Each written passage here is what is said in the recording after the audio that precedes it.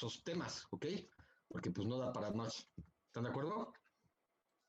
Ok. Bueno, ¿sí comen antes, no? ¿O comen después? ¿O cómo le hacen? Porque ven que es la hora de la comida. Está medio canijo. Pues, La clase es como que... ¿Cómo después? ¿Comen después la mayoría o los Sí, demás? después de de clase. hecho, sí, como después. Sí, después. Jóvenes, aguantan, ¿verdad? Ujú. Están jóvenes. Ok, chavos. No se les baje el azúcar como la abuelita, ¿verdad? ¿No? Nada, ni al caso. ¿No? No, profe. Perfecto, ok. Bueno, vamos a continuar con nuestro tema. Vamos a empezar ¿cómo se llama? A ver algunos instrumentos de bursátiles. Algunos creo que ya estuvieron conmigo en decir, este profesor lo mismo. Bueno, lo que pasa es que tenía mucha relación la otra materia que di, que era financiamiento corporativo. Y en realidad, pues es una fuente de financiamiento, digamos, de primer mundo, que es la parte bursátil. ¿No? Obviamente nosotros ya no vamos a ver, por ejemplo, financiamiento vía, por ejemplo, arrendamiento, que el arrendamiento también es una vía de financiamiento, ¿no? Pero bueno, por eso, si lo ven ahí, creo que hay algunos por ahí, creo que 2 alumnos o uno, no me acuerdo, que ya vieron eso, va a decir, este profesor, que cambie la lámina, ¿verdad? Pero bueno, no es por ahí, ¿eh? ¿Queda claro? Entonces, si es necesario que lo volvamos a ver, vamos a ver también algunos prospectos. ¿Saben alguien de ustedes lo que es un prospecto en términos financieros? ¿Han escuchado el término? Prospecto de inversión. No lo busquen en Wikipedia, por favor. O sea, de lo que ustedes sepan, ¿qué significa un prospecto financiero? ¿Sí lo habían escuchado? ¿Un prospecto? Lo que significa prospecto. Por ahí había... Tengo ¿no? entendido que es la documentación que manda la empresa con respecto a sus datos históricos para, bueno, en el sentido de cuando van a ser listadas, por ejemplo, todo lo que, bueno, el balance, me parece que tiene que estar el balance, el estado de resultados y creo que el de Ese es flujo. el informe anual. Aquí en el prospecto de inversión, fíjense, su comentario está bien, va por ahí, muy bien. Quiero que los demás también participen. Muy bien, Fernando. El prospecto de inversión tiene que ver con los lineamientos de la oferta, del instrumento financiero como tal, es decir, sus características. Es decir, si hace, por ejemplo, una oferta en mercado de deuda, por ejemplo, si hace de un bono o un certificado bursátil, el prospecto de inversión pone todas las características de ese instrumento, ¿sí? En cuanto, por ejemplo, precio, en cuanto a monto de colocación, en el caso de un documento del mercado de deuda, en cuanto a tasa de interés, en el caso de tasa que se va a aplicar sobre el instrumento de deuda, ¿no? La tasa cupón, ¿sí? Fecha de inicio de la oferta, fecha de término de la oferta. Ojo, ahorita lo estamos platicando, después lo vamos a ver ya detallito, ¿eh? Les voy a poner una lámina de un documento ya específico para que lo vean ya técnicamente. ¿Sí? ¿Sí queda claro? Entonces, eso es lo que significa un prospecto de inversión, es decir, también tiene la parte, está muy interesante la parte de riesgos, es decir, los riesgos en los que podría incurrir el inversionista al tomar ese tipo de instrumento, es decir, al tomar posición de ese instrumento. ¿Sí? ¿Sí queda claro todos? Creo que ya nada más somos 23, que sí que unos ya dijeron adiosito, ya se fueron a las playas de Tulum, ¿o qué onda? ¿Verdad? Parece ser que sí, ¿verdad? Porque éramos 30, ¿verdad? O algo así, ¿no? Que si no, ya no es para mí esto. Ok. Bueno, en fin, los que estemos y ni modo, ¿ah? Pues a mí no se pierde nada y la bolsa sigue igual, ¿eh? La bolsa sigue caminando, o sea, no se pierde absolutamente nada. ¿Queda claro? Bueno, ¿tenía algún otro comentario lo que era un prospecto de inversión? ¿Sí queda claro entonces lo que es un prospecto de inversión? Ahora, también el prospecto de inversión no nada más es para instrumentos, por ejemplo, para una oferta pública o una oferta privada. A ver, también vamos a ver lo que es la diferencia entre una oferta pública y una oferta privada. Las características y los reglamentos para la emisión de una oferta pública, se llama emisión de una oferta pública o emisión de una oferta privada. Recuerden que el mercado bursátil es un mercado público, por eso se llama una bolsa mexicana de valores, son ofertas públicas, por eso se llama una OPI, ¿Habían escuchado el término también? OPI. Algunos, tú, bueno, Fernando, tú sí. Los demás, ¿habían escuchado el término OPI, así como tal? OPI, OPI. OPI significa oferta pública inicial. ¿Qué significa eso? También lo vamos a ver más a detalle. Significa la primera vez que se emite el documento o que sale a bolsa. Por eso se llama OPI, ¿sí? Oferta pública inicial. Sí, es OPI, o también en inglés es IPO, IPO, Initial Public Offering. También, bueno, te los digo porque de repente en algún documento aparece como IPO. Entonces, si es IPO, pues no es de que le dio IPO, simplemente es que Initial Public Offering, es decir, la primera oferta pública. ¿Sí? ¿Sí? ¿Queda claro? Entonces, esa oferta se hace regularmente cuando la primera vez, es decir, por ejemplo, no se sepan, hace poquito salió la oferta de Airbnb en Estados Unidos, bueno, a nivel mundial en Nueva York. Entonces, esa fue una IPO, una Initial Public Offering, la primera vez que salió Airbnb a bolsa. ¿Queda claro? Entonces, digamos, esas son las ofertas. Bueno, retomando la parte del prospecto, también incluso si tú haces, por ejemplo, una inversión en un fondo de inversión, no necesariamente bursátil, en un fondo de inversión, también la institución intermediaria, por ejemplo, puede ser un banco o una casa de bolsa, también tiene el prospecto. Y ahí en ese prospecto establece, por ejemplo, que les estaba comentando la parte de riesgos, establece, por ejemplo, los riesgos inherentes, fíjense, los riesgos inherentes al comportamiento esperado de ese instrumento. Fíjense, riesgos inherentes del comportamiento esperado. Ya se dieron cuenta que es un lenguaje así muy técnico, entonces, del comportamiento esperado. ¿Por qué esperado? A ver, por ahí voy a preguntarle a alguien, a ver si están poniendo atención. A ver, Joana, sí que esto se ve muy, que está apuntando muy bien. Joana, ¿qué significa? ¿Por qué se dice que en la parte de los riesgos de un prospecto se establece sobre la base de un comportamiento esperado del instrumento? En este caso, suponiendo que sea un certificado bursátil. Igual van a decir, este profesor ya me está hablando de certificados, yo ni sé ni qué es un diablo certificado, o ya me está hablando de esto y yo no sé de qué diablos. Ahorita lo vamos a poner una lámina, obviamente con el desglose de cada tipo de instrumento. Pero Joana, a ver, ¿tú qué opinas o a qué hace referencia cuando se dice con respecto a un comportamiento esperado del instrumento? ¿Por qué se menciona de esta manera el documento? No sé, pues puede ser que, bueno, a lo que entendí, está hablando como de la palabra inesperado, ¿no? Entonces es algo que no, obviamente, valga la redundancia, no esperas. Entonces yo creo que se refiere a cuando estás haciendo una inversión y, no sé, estás esperando que eso dé rendimientos y algo inesperado sería que no los diera. Entonces Bueno, creo que no dije como, inesperado, dije un comportamiento, de un comportamiento esperado, es decir, lo que se esperaría ok. de un comportamiento de ese instrumento.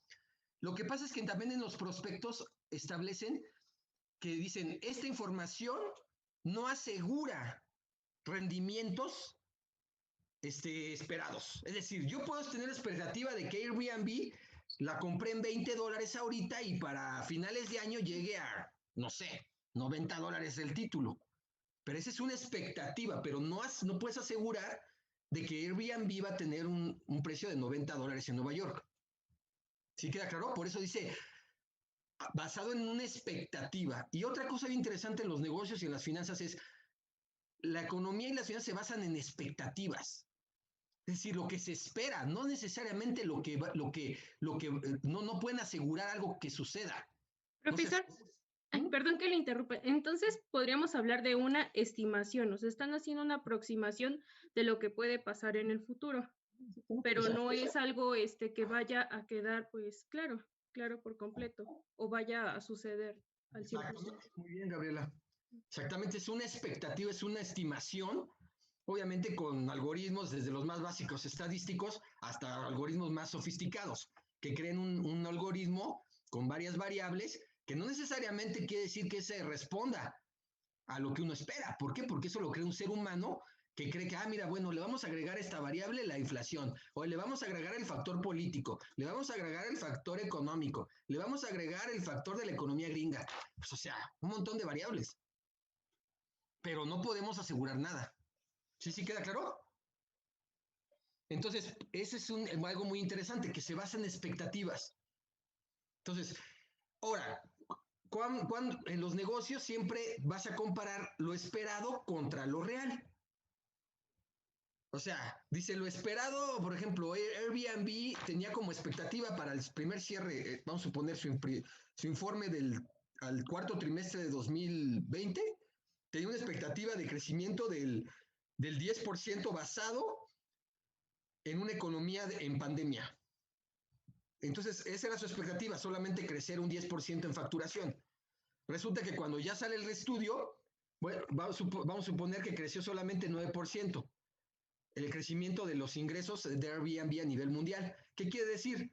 Que lo esperado estuvo por encima de lo real, pero aunque nada más un 1%, es decir, marginalmente, pero no superó a lo esperado. ¿Sí? Obviamente, si superara lo esperado, pues también estábamos hablando de empresas, eso es muy bien valorado en los inversionistas. O sea, como que genera euforia. Cuando dicen, mira, superó la expectativa, pues imagínate, si ellos ya te planteaban un crecimiento del 10% y Airbnb creció 10%, bueno, 15%, perdón, significa que superó en 5% la expectativa. Entonces eso genera euforia porque dicen, superó mis expectativas, es decir, superaste lo que yo esperaba que tu desempeño fue superior a lo que tú nos planteabas en el documento. ¿Sí queda claro?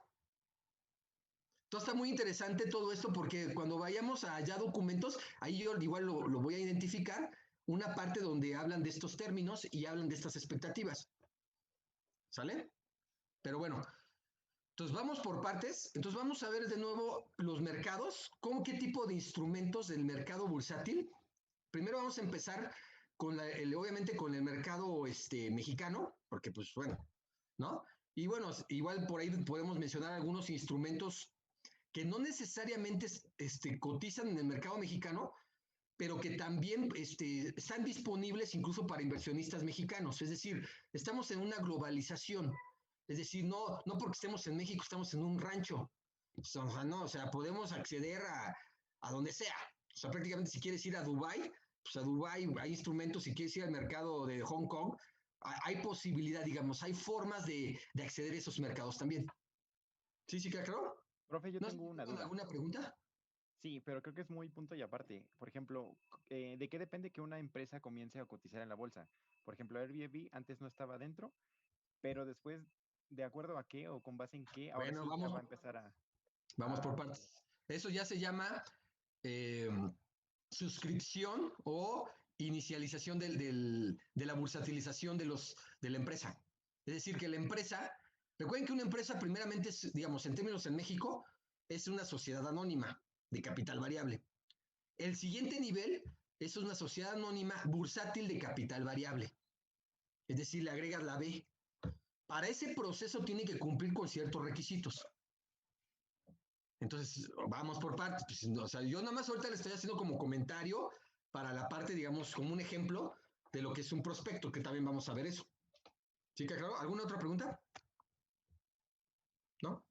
Bueno, entonces, depende, bueno, está interesante lo que hizo el compañero, pero lo vamos a ir viendo paso a paso. Depende de muchos factores. También bueno, ahorita se me vino a la mente, también tiene que ver con digamos, con los momentos propicios también para salir a bolsa. Es algo muy complejo. Es decir, es como cuando, digamos, sale al mercado público, digamos, la bolsa, pero no era el momento más propicio. Es decir, recuerden que también es un mercado que tiene que ver con la oferta y la demanda.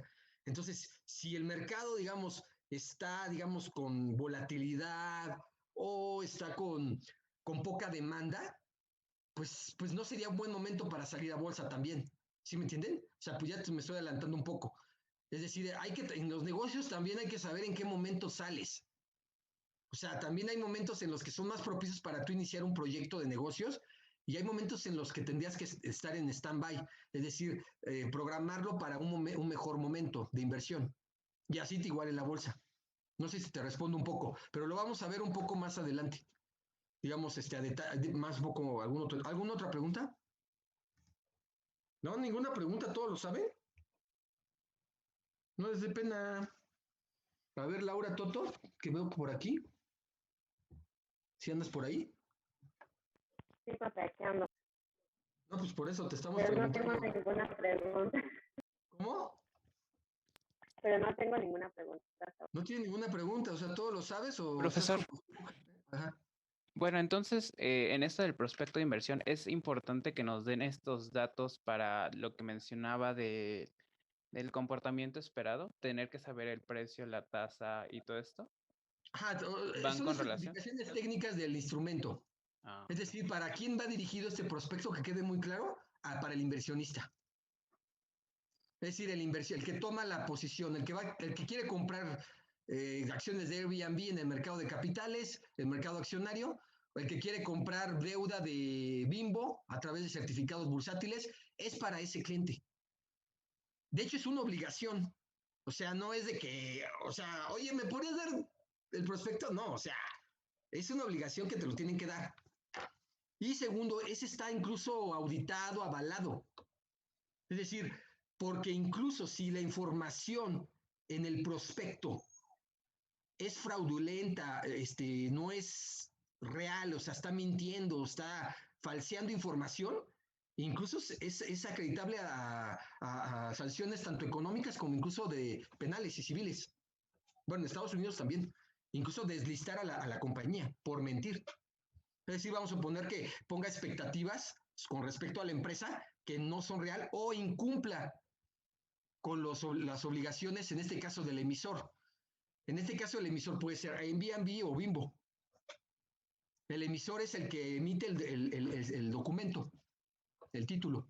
Puede ser de deuda o de mercado de renta variable, que es accionario. ¿Sí queda claro? Pues los veo así como que en unas caras, a pesar de que estamos aquí en Zoom, les veo así con unas caras, este cuate de 15 años, váyase más lento, ¿no? Bueno, entonces, ¿alguna otra pregunta? A ver, Dioselino, ¿tienes alguna pregunta? Porque Laura dijo que no tenía pregunta y con mucha sonrisa dijo, no, pues yo la verdad no sé nada y pues no pregunto nada y pues no me sale nada ahorita, ¿no? Como no he comido, entonces, no sé si tengas alguna pregunta, Jocelyn. Sí, bueno, no sé, es que bueno, al principio de la clase mi internet está fallando mucho y no la escucho muy bien, pero cuando dices sobre riesgos sobre la base de un comportamiento esperado del instrumento, ¿con instrumento a qué nos referimos? Un instrumento bursátil, que los vamos a ver ahorita. Pueden ser de tipo de Ok. renta fija, de renta variable, y también están incluso los derivados, ajá, que son los principales. ¿Sale? Entonces no Ok. se me preocupe, yo sé que dice, ay, Sí, este profesor, porque pues ok. si es mi primera Ujú, vez, como gracias. dicen, ¿verdad? Es su primera vez esto, ¿verdad? ¿Estamos de acuerdo? La primera vez dice, ay, no me gusta, pero ya la segunda vez ya me gustó, ¿no? Así dicen, ¿no? Y no es albur, ¿eh? ¿Están de acuerdo? Perfecto, porque luego van a decir, ay, no, el profesor, qué chistecitos, ¿verdad? Pero bueno, entonces les voy a poner la lámina. ¿Nadie tiene otra pregunta antes de poner la lámina? ¿Nadie? Nadie. Bueno, entonces somos 25. Entonces, entre menos mejor, ¿verdad? Se aprende mejor. ¿Sí o no? Pequeños grupos se aprende mejor. Muy bien, bueno, bien, chavos. Bueno, entonces les voy a compartir la lámina.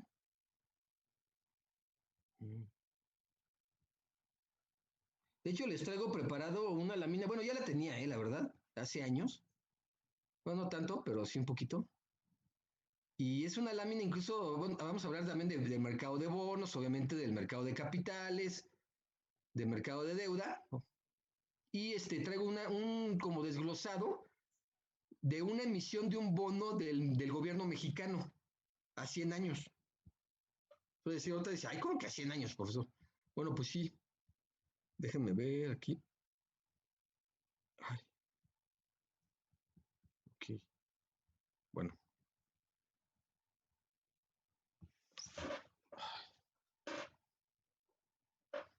¿Sí se ve algo o no? ¿Sí? Sí. Sí, ya se ve. Bueno, ok. Entonces, estos son, bien, hasta dice instrumentos bursátiles, porque preguntó su compañera, ¿qué tipo de títulos? Pues estos son los tipos de títulos, se llaman títulos. Pueden ser títulos de deuda, títulos del mercado de capitales o del mercado de capital de desarrollo, ¿no? Por decir. ¿Queda claro? Aquí es como un resumen de los tipos de instrumentos. Ajá. Entonces, recuerden que en el mercado financiero tenemos, digamos, en el mercado financiero, en el mercado bursátil, tenemos, operan estos mercados. El llamado mercado de capitales que tienen a su izquierda en su pantalla, ese mercado de capitales hace referencia a las acciones o títulos accionarios. Así se le conoce. Por eso cuando pregunto a su compañera títulos, ¿qué títulos? También se le conoce como acciones o títulos accionarios. Ajá. Ahora, fíjense, las acciones y los títulos accionarios, ¿por qué es el más viejo, incluso uno de los más viejos de todos? Porque desde que se crearon las empresas, recuerden que las empresas están hechas de accionistas, ¿no? Entonces, están formadas por títulos accionarios. Lo que pasa es que esos títulos accionarios se vuelven bursátiles, es decir, se vuelven intercambiables en un mercado organizado. Ya les dije que un mercado organizado es un mercado estandarizado, es decir, que tiene reglamentos, reglas, creo que lo comentamos en la clase pasada. De todas formas, esto lo podemos ver también en otro documento donde yo les ponga más puntualmente por qué se dice que sí es organizado, por qué se dice que es estandarizado. ¿Sale? Entonces el primero son los ¿qué? Las acciones. ¿Sí queda claro? Ahora, en México, ¿cuántas acciones puedo yo intercambiar? Creo que les había comentado un poco, o no sé si les hice esa pregunta en la clase pasada, pero ¿cuántas creen que son listadas en el mercado bursátil de México? Aproximadamente, por ejemplo, en la Bolsa de Valores, porque es la más grande. La Viva tiene muy pocas acciones. ¿Por qué? Porque Viva apenas que inició. Pero la Bolsa de Valores, que ya tiene más años, ¿cuántas creen que acciones están disponibles para operaciones tanto de compra como de venta? ¿Cómo cuántas se imaginan? No vean en internet, o sea, sino ustedes cuántas se imaginan que están listadas. ¿Alguien sabe? Más o menos. Recuerden que también lo que pasa es que a veces se dice el argot, se listan o se deslistan. Es decir, se suben a la lista de la bolsa y a veces se salen de la bolsa. También tienen razones para salirse, pero ese es otro tema. Y razones para alistarse. ¿Cuántas creen? ¿Tienen un día? ¿Tiene algo que ver con el número de acciones que tiene una empresa? No, para nada. No. Tiene que ver, pues, digamos, con las. Recuerden que es mercado mexicano, es un mercado no lo digo yo, lo dicen los especialistas, es un mercado muy concentrado, es decir, tenemos nada más 145 compañías. Entonces, comparado, por ejemplo, con el mercado, creo que de Nueva York, son cerca de 4,000 compañías. Comparado con el mercado de Hong Kong, son cerca de igual de 4,000 compañías. Con el mercado de Shanghái, cerca de las 4,000 compañías. Con el mercado de Londres, creo que son 2,500. No me acuerdo exactamente, pero digamos, imagínense la comparación de opciones que tiene el inversionista en Nueva York, en Hong Kong, en Frankfurt, en Alemania y en Shanghái. ¿Sí? Entonces el mercado es muy concentrado, nada más 145 compañías.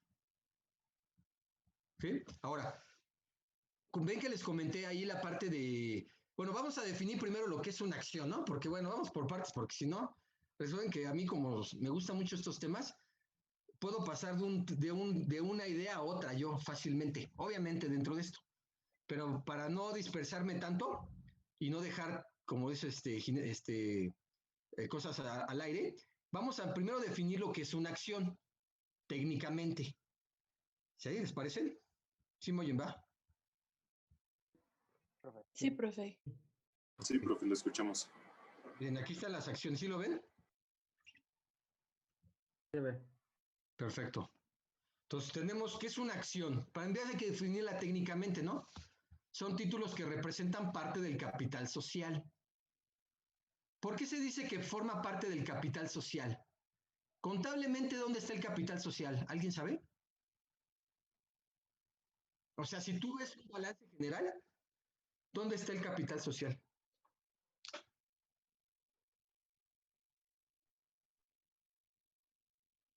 Capital contable, ¿no? Capital societario.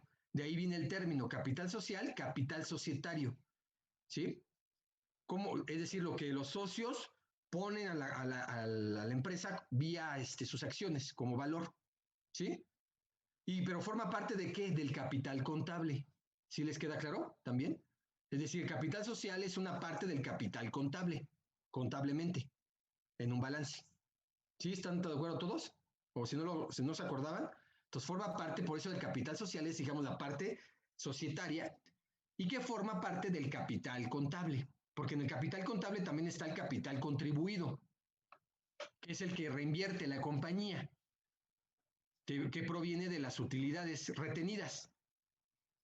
¿Sí queda claro? Es decir, las empresas tienen utilidades. Parte de las utilidades las retienen y las reinvierten, y ese se llama capital contribuido. Perdón, capital retenido. Ajá. Ahora, también los socios pueden aportar no nada más a través de títulos a la compañía, también pueden aportar capital y no necesariamente, no viene de las utilidades, viene de su capital. Aparte, es decir, hay empresarios que tienen su dinero en una empresa y aparte tienen otros, están diversificados. Los empresarios están diversificados. ¿Están de acuerdo? Entonces, por eso dice capital social. Dice que son colocados, fíjense, entre el gran público inversionista a través de la Bolsa Mexicana de Valores. En este caso, la BMW es la Bolsa Mexicana de Valores, porque esto es un intermediario. ¿Entre quién? Entre el emisor, que puede ser la empresa, y los inversionistas. Intermedia la compraventa de estos títulos. ¿Sí estamos de acuerdo? ¿Para obtener qué? Financiamiento. Es decir, una del objetivo de monetizar, también está muy de moda decir monetizar los activos, en este caso activos accionarios, en este caso el objetivo es financiarse. De hecho, la vía financiamiento vía mercado bursátil está comprobado que en el largo plazo es más barato que otro tipo de financiamiento. Ojo, aquí hay un detalle. Obviamente, para empresas en México, regularmente son para empresas medianas grandes. Regularmente, entonces, pues una pyme no reúne los requisitos para poderse bursatilizar. Regularmente son grandes corporaciones en México, es decir, los grandes consorcios, ¿no? Los grandes conglomerados.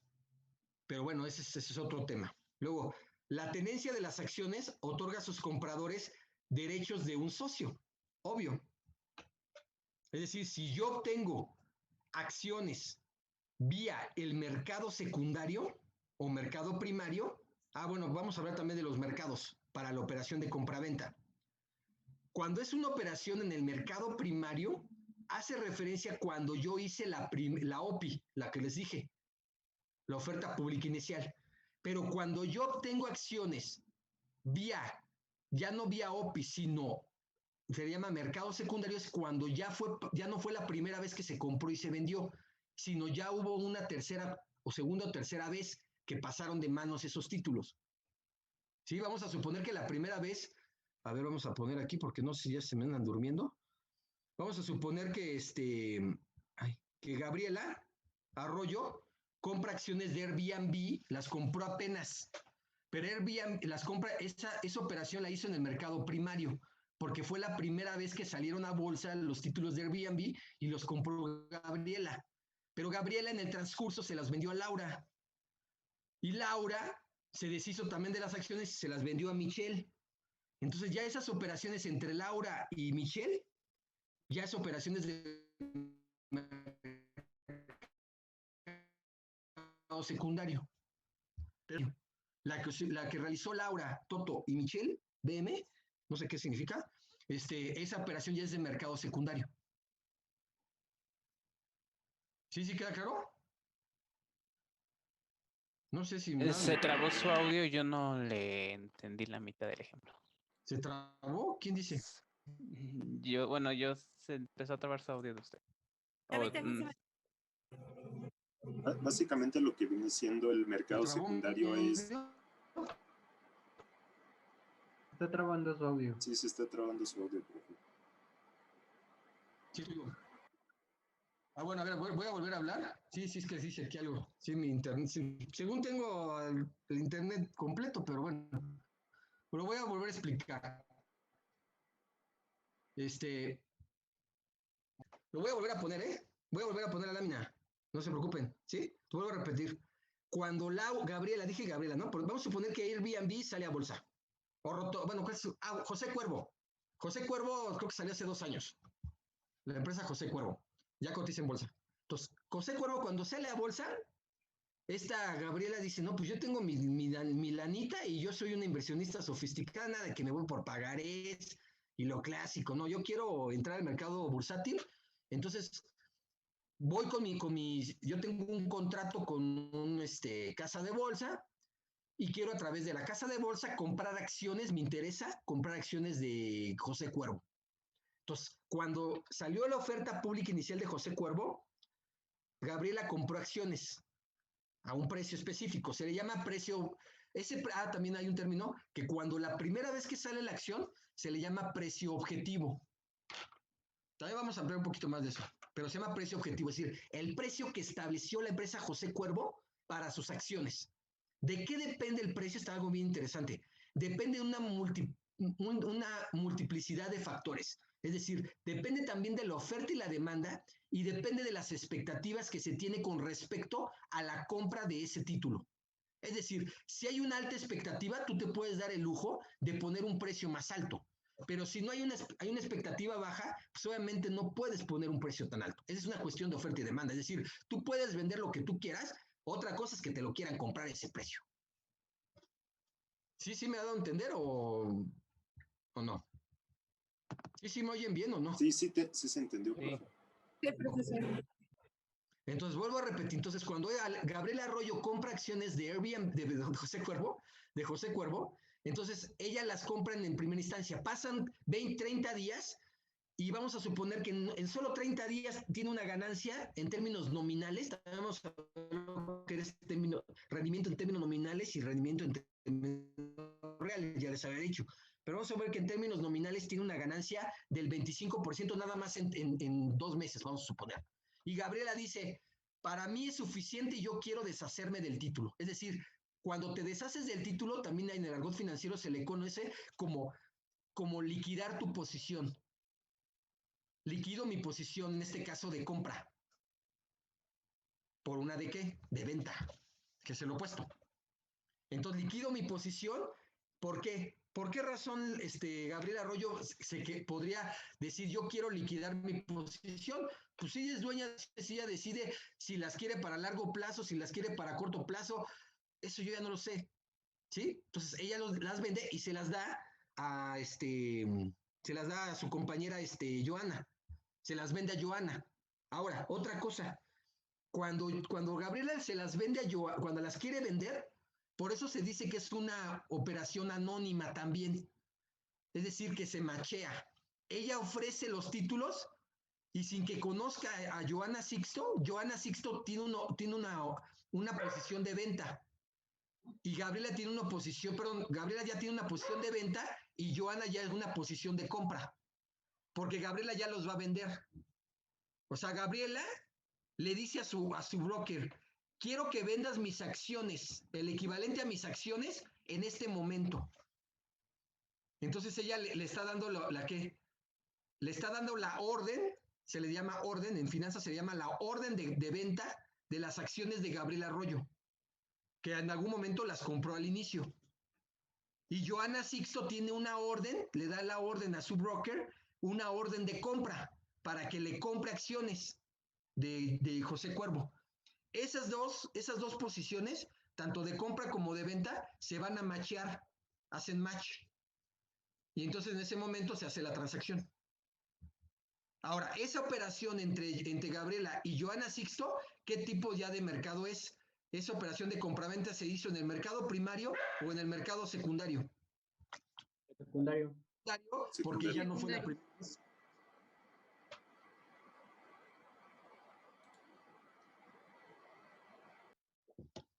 ¿Sí estamos de acuerdo o no?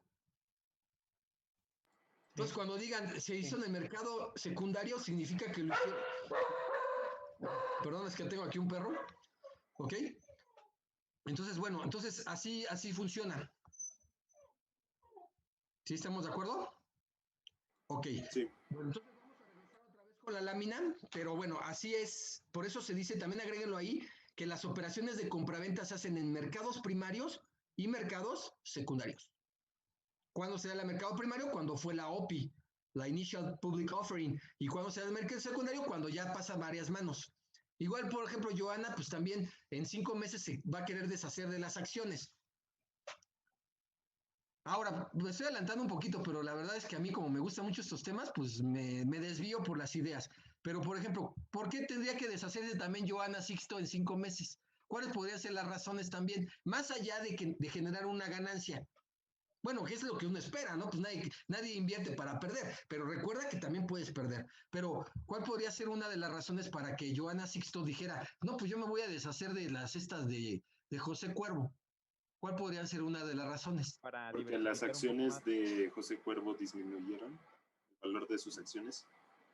Puede ser que disminuyó el valor de las acciones y ella dice yo, como dicen, mejor aquí corrió que aquí quedó, ¿no? Pues vamos a suponer. O sea, también, ¿no? Pero eso también se le conoce en términos en finanzas, se le conoce como parar la pérdida. Es decir, ya estoy perdiendo y ella dice, ya entré en pánico, vamos a suponer, en cierto pánico, y dice, ay, no, mejor ya, véndemelas ahorita, le dice a su broker. Porque, ojo, quien puede determinar esto es el inversionista. El broker es el intermediario, el que le puede asesorar si tú quieres, pero en última instancia quien decide es el inversionista. Oye, yo te estoy sugiriendo esto. Tú dime, ¿hacemos o no lo hacemos? Van a decir va a decir ¿qué ejemplo? Yo sí he invertido en acciones, pero yo lo hice también a través de un fondo internacional, que era de una empresa bueno, es una empresa, creo que es sueca, que se llama All Mutual, no sé si lo conozcan, All Mutual, búsquenlo en internet, All Mutual Funds, fondos mutualistas, All Mutual, fondos, en México se llama como All Mutual. Bueno, esa empresa, yo tenía una inversión ahí, entonces yo tenía mi broker, o sea, como dicen, mi intermediario, entonces él acá ratito de repente me hablaba, y varias veces me agarró hasta una gasolinera. Entonces yo estaba ahí en el gasolinera y me habla y me dice, oye, ¿cómo estás, Yuriel? No, pues, ¿qué onda? Oye, fíjate que tenemos esta posición y está con un crecimiento tal. Oye, ¿te interesa? Tomamos su posición. ¿Cuánto crees que le podamos poner? Así me hablaban, o sea, dinero. Entonces, pues yo dije, oye, maestro, pues estoy en la gasolinera. Espérame tantito y vuélveme a hablar. Para que él decidiera, pero decía, es que es el momento. Decía, es que es el momento. Ahorita, o sea, para él era el momento para poder comprar. Pero también puede ser el momento para poder deshacerte, es decir, para vender. Sí, queda claro. Bueno, no sé si sea el ejemplo medio chafa, pero bueno. No, esa historia nunca se me olvida porque, pues que te agarran en la gasolinera, pues tampoco estás hablando de cacahuates, ¿no? Y tampoco estás hablando de algo tan sencillo, ¿no? Pero pues quería que yo le definiera en ese momento, digo, oye, espérame. Le digo, se llama Neri. Me fue muy bien mi broker. De hecho, todavía sigo en contacto con él. Ahorita yo deshice mi posición ya hace como 1 año y medio. Salí de ese fondo, pero él me hablaba constantemente y me decía, oye, Yuri, esto se ve en perspectiva, mira, hablando de las perspectivas, decía, oye, se ven perspectivas de crecimiento, según lo que nosotros tenemos de datos, te envío el documento y tú lo analizas y me dices, pero pues obviamente también él interesaba porque pues él se llevaba una comisión, o sea, nada es gratis, ¿no? Entonces él sí estaba interesado en que yo le pusiera más billete, pero pues así como que la lana salga de las plantitas, pues tampoco, ¿verdad? O sea, uno tenía que pensarlo, decir, pues bueno, si tengo el capital o no o meto más dinero o no. ¿Sí queda claro? Pues no sé si sea un ejemplo. Sí, de hecho Pero se bueno, entendió. ¿por qué la pregunta de nuevo? ¿Por qué entonces otra vez tiene problemas internet? Sí, ya otra vez. ¿Por qué Laura Toto, perdón, ¿quién era? Sixto, ¿no? ¿O no me acuerdo? Aquí estás, perdón. Joana Sixto, ¿por qué se podría decir, ¿cómo se llama? Deshacer de sus acciones. Les dije que para... Ajá. ¿Sí? Sí, ¿Por qué podrías hacer? Ya les dije. Ajá, sí. Bueno, se escucha muy, también ustedes muy bajito, pero también esa parte, cuando ya te deshaces de las acciones, algo que se le conoce como stop loss. Si quieren, apúntelo, es el equivalente a parar la pérdida. Stop loss. ¿Sí se queda claro? Bueno, entonces está bien interesante, pero bueno, ¿qué nos vamos a regresar entonces otra vez a la lámina, ¿no? Para que continuemos.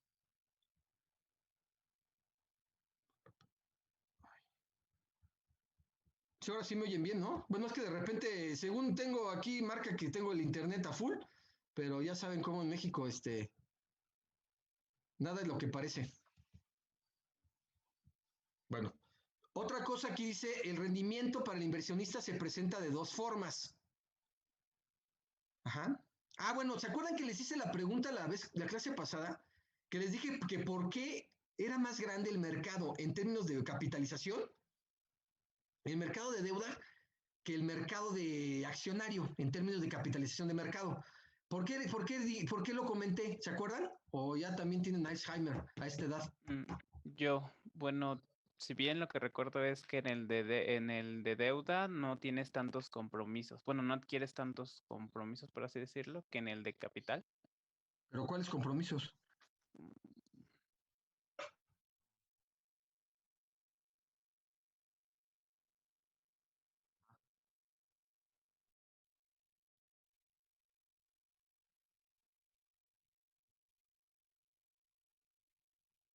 Pero eso, ¿cómo lo pueden decir un poquito más? Ajá. ¿Y de capital? Ajá. Ajá.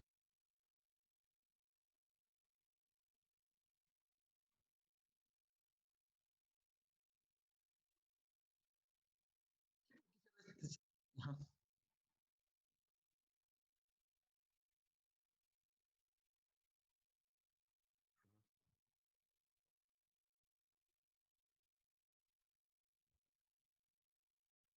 No, no, no. Bueno, tienes algunas ideas más o menos, pero tenemos que concretizarlas. ¿Estamos de acuerdo? A ver, vamos por partes. En concreto, los derechos cedidos en el mercado de deuda son menores que los derechos cedidos en el mercado de capitales. Por eso ahí dice, miren, a sus compradores los derechos de un socio. Es decir, en el mercado de deuda, tú no te conviertes en socio de la empresa. ¿Sí estamos de acuerdo? Entonces yo no tengo derechos sobre qué. Cuando tú eres socio, tienes derechos sobre los activos de la empresa. Si tú no eres socio, pues no tienes derechos sobre los activos de la empresa, así de sencillo. Por lo tanto, como las empresas no quieren perder el control, pues, si es mi dinero, ¿por qué voy a compartirlo? O sea, no tiene nada de malo compartirlo. El problema es que hay gente que dice, pues, si es mi dinero, yo quiero crecer, pues a veces tienes que compartirlo para agregarte socios. Pero hay empresarios muy recelosos. Y no tiene nada que ver también, tiene que ver también con una cuestión, más allá del ego, de la parte de posesión, tiene que ver con la parte ¿cómo se llama? De toma de decisiones, perdón. Es decir, si yo tengo muchos socios, se complica la toma de decisiones. Y segundo, puede ser que sean divergentes mi toma de decisiones o que el modelo de negocio que yo tengo o que la idea de negocio que yo tengo de la empresa, con nuevos socios puede ser que no sea la misma. Pero el otro pues también tiene derechos sobre la empresa porque también tiene acciones. Entonces yo no lo puedo restringir, no le puedo decir tú no, lo que tú dices no es correcto. O sea, pues él también va a opinar. Y si en algún momento tiene mayor poder dentro de la empresa, había acciones, pues va a superar mi punto de vista, la de él. Entonces tiene que ver también con la toma de decisiones. O sea, recuerden que cuando hay un ejemplo que me gusta mucho, que fue de un caso práctico, que fue el caso ay, ¿cuál fue? Creo que fue Maseca, Grupo Gruma. Hace años, Gruma también cotiza en bolsa, hablando de la 145. Entonces, Gruma, en algún momento, uno de los accionistas que tenía Gruma era una empresa, no me acuerdo, una empresa gringa, que tenía creo que el 10% del capital social de la empresa. Esa empresa quería salir de Gruma, entonces puso a la venta sus acciones. Bueno, para no hacerse los largo, otro de los accionistas de Gruma era Arturo Elías Ayub. Arturo Elías Ayub es el yerno de Carlos Slim. Está casado con una de las hijas. Bueno, este cuate había comprado acciones en el mercado secundario durante muchos años. Es decir, fue haciéndose de acciones durante años, ¿no? Y en algún momento, cuando hacen la oferta para la desinversión, pues el término técnico, la desinversión de la empresa gringa, no me acuerdo el nombre, pero que tenía creo que el 14% del 100% de las acciones de Gruma, en el documento de oferta pública de acciones, porque iba a venderlas, pusieron una cláusula que se le llama derechos de, ¿cómo se llama? Ay, el término, bueno, el chiste es que estas acciones, los primeros que podían comprarlas eran los socios originales de Gruma, que es la familia González Barrera. Entonces, eso era como un pequeño detalle, pero significativo, para que Arturo Elías Ayub no comprara esas acciones. Es decir, lo hicieron de manera deliberada para decirle, no, pues tú Arturo tendrás el 10, pero yo ya no te quiero vender más acciones. Se le llama derecho de tanto, es decir, que yo tengo derecho o derechos de prelación, también se le conoce, como derechos de prelación. Es decir, que yo tengo el derecho a comprar esas acciones de esta empresa gringa, que se está deshaciendo de acciones de Gruma, antes que Arturo Elías Ayub. Entonces, ¿por qué digo este ejemplo? Porque en realidad lo que ellos querían es que si Arturo Elías Ayub se hacía de más acciones de Gruma, pues ya iba a tener un mayor peso en la toma de decisiones de Gruma. Y ellos no querían eso. Es decir, querían acotar a ese socio. Querían acotar su teneduría de acciones en Gruma. Y obviamente para la toma de decisiones. Y obviamente para el modelo de negocios que quería seguir Gruma en el futuro. No sé si me doy a entender. ¿Sí me oyeron? Sí, ¿no? Sí, ¿Ahora sí se escuchó bien o de repente? Sí, sí se escuchó. Sí. Ajá, entonces es un ejemplo, digamos, de derechos de un socio. Entonces, vuelvo a repetir, por eso fue la vez pasada que les decía que es más grande eso. Una de las razones es esa, de que en el mundo empresarial, pues sí me interesa tener más socios, pero no cualquier socio. ¿Cuál es el problema del mercado bursátil? Que tú no escoges a los socios. Son operaciones anónimas. Entonces, ese es el problema. Ahora, ¿cuál es la solución para evitarte esto? ¿Se acuerdan que les comenté qué otro tipo de oferta existía? Obviamente vamos a ver las características del otro tipo de oferta. ¿Cuál es el opuesto a la oferta pública? bonos de deuda. La oferta privada. En la oferta privada, yo ya sí escojo a quién le vendo mis acciones. ¿Queda claro? No sé si me di a entender o no. Sí, por allá la chava, Sí, porque se me sí, quedan. profe. Sí, Joana, sí, Estela. ¿Sí me oyes, Estela? Profesor, Sí, profesor. Bueno, es que dicen que sí, pero bueno, no sé si es en serio o nada, me están dando la No, verdad. sí. Sí, sí, les estoy poniendo profesor, atención. Pero lo que pasa es que tuve ahorita un problema con mi internet y me sacó. Entonces nada, me quedé con el ejemplo del mercado secundario. Ya no supe después un poco más qué fue No, lo que mencionó. no, pues ahí sí con la pena, amiga, porque pues ya eso ya lo pasamos hace mucho tiempo. No tiene nada de malo, o sea, yo lo puedo repetir, pero creo que sí Sí, los es demás que fue mi internet, se fue y sí, bueno, algo. pues traten de arreglar eso, colóquense en un lugar donde tengan una mejor señal, porque no hay forma Lo ahorita. que, lo que pasa es que yo vivo en Chalco y aquí de por sí la señal falla mucho. Tengo Pues ahorita Easy y de todas es el maneras estado de Rubiel, ese problema de tener gente tan ignorante ya no es gobernándonos. Cerubiel, Ah, ahora ya es no del es el Rubiel, mazo, ¿verdad? Ahora es ¿quién? del mazo. Más, imagínate, del grupo Tlacomulco, pura gente fina, pero bueno, en fin, ¿estamos de acuerdo?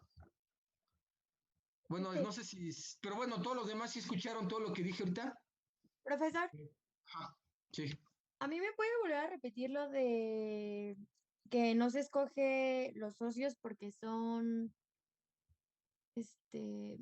La bueno, oferta todo es eso? anónima. Pública. ¿Cómo que todo eso? No. Ah, A ok, ver. ok, porque son anónimos. No, a ver, exacto. No hablen así, o sea, traten de Ah, ya. educar. ¿Sabes cómo educas tu lenguaje? Leyendo. Si tú no lees, tu lenguaje va a Solo era ser eso. mundano. No se los digo como crítica, es como un profesional. Y ustedes, independientemente de su origen social, si ustedes quieren subir, necesitas prepararte, necesitas profesionalizarte.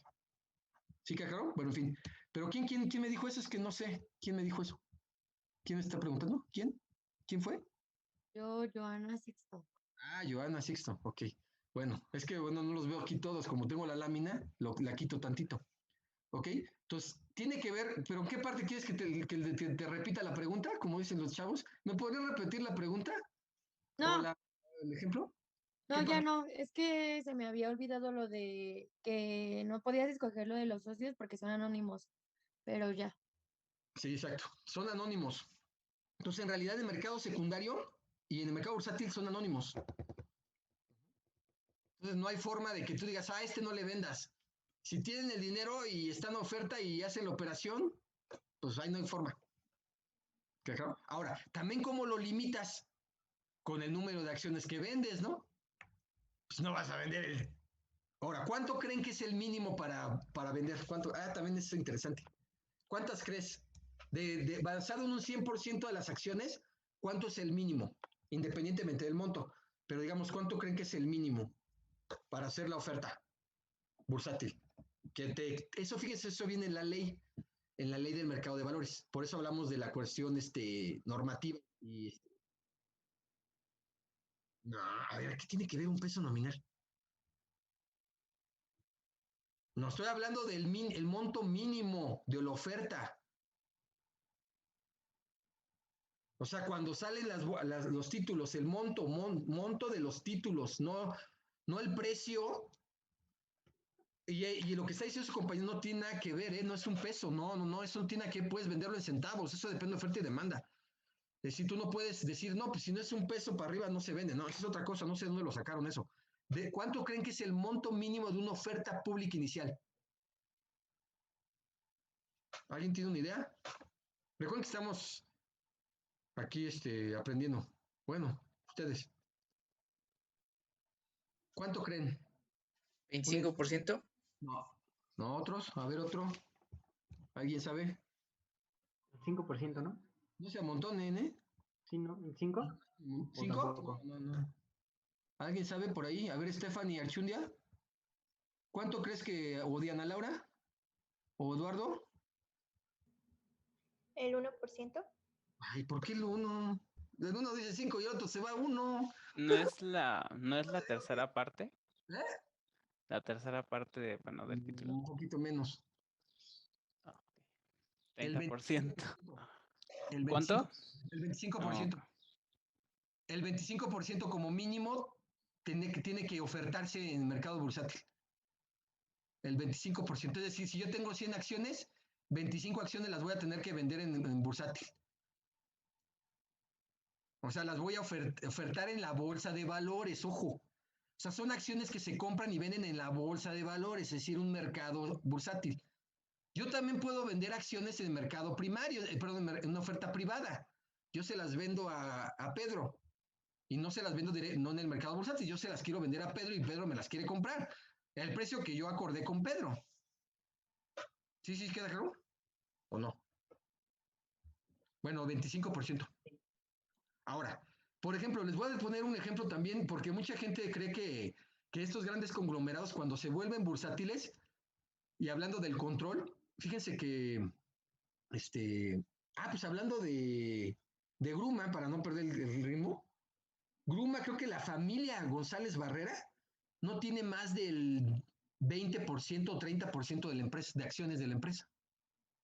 Porque uno piensa y dice, pues los dueños ya tienen más del 51. No, ellos tienen el 30 actualmente, más o menos.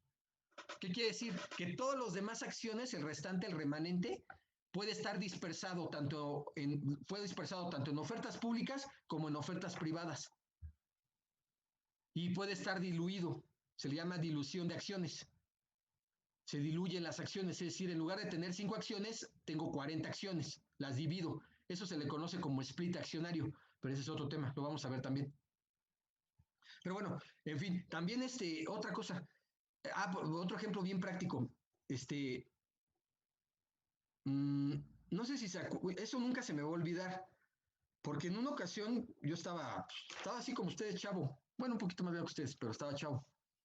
Ustedes todavía están chavos, ¿no? Son la chaviza, ¿no? Como dicen. Bueno, algunos ya no se ven tan chavos, pero están chavos, ¿no? Bueno, el chiste es que yo una vez fui a la bolsa, fui a la bolsa como estudiante y luego también fui, pues así, para conocer algunas cosas. El chiste es que una de las ocasiones que yo fui, había unos documentos de la acción de Banamex, de Citigroup. Y en el documento aparecían la estructura accionaria, o sea, los tenedores de los títulos de Banamex, de Citigroup Banamex, porque ya en ese entonces ya había comprado Citigroup, Estados Unidos había comprado a Banamex. Y resulta que, no sé si saben quién eran los dueños originales de Banamex, ¿alguien sabe? ¿No? Aparte de Ninel Conde, que eso sí se lo saben bien. ¿Alguien sabe quién eran los dueños originales de Banamex? ¿No? No, para nada, a ustedes no les tocó. Ustedes no, nada, nadie. Eso ni me pregunte, profesor. Pregúnteme de la farándula, eso sí, pero lo tengo al tiro. ¿No? No, bueno, son dos empresarios ya grandes, ahorita pues bueno, ya deben tener cerca de los 70 años, pero eran Alfredo Harp, no sé si lo ubican, Alfredo Harp, Elú, y Roberto Hernández Ramírez. Ellos fueron los dueños de Banamex después de la privatización. Recuerden que Banamex fue gubernamental, después se nacionalizó, luego se volvió a privatizar con Carlos Salinas de Gortari, luego viene la crisis del 94 y se vuelven a revender los títulos. Ajá. Entonces ellos fueron los socios originales de Banamex, los principales socios de Banamex en su momento, antes de que la vendieran a Citigroup. Después de la venta a Citigroup, en el documento que les dije que yo tuve en mis manos y analicé, ellos, fíjense qué interesante, cuando venden Citigroup, cuando le venden Banamex, porque le vendieron prácticamente el 99% de los títulos de Banamex, se los vendieron a Citigroup. Una parte del 99% de los títulos, la mayoría estaban en la bolsa de valores, pero otros pues los vendieron de manera privada, se los vendieron de manera, los socios originales, se lo vendieron directamente a Citigroup a través de una oferta. Resulta que, para no hacerse los largo, estos dos socios que les digo, o sea, Roberto Hernández y Alfredo Harpelú, al momento de venderlo, una de las cláusulas era que se los pagaban en efectivo, o sea, les dieron una super lana en efectivo, en millones de dólares, y otra parte se los vendieron con acciones de convertibilidad, es decir, con acciones de Citigroup. Bueno, esas acciones de Citigroup, pues las tuvieron ya Roberto Hernández y Alfredo Harp, pues no representaban más del 0.35%. Es decir, eso se llama dilución accionaria, hablando de dilución accionaria. Es decir, que ya en ese momento la teneduría de estos originales socios ya se había diluido.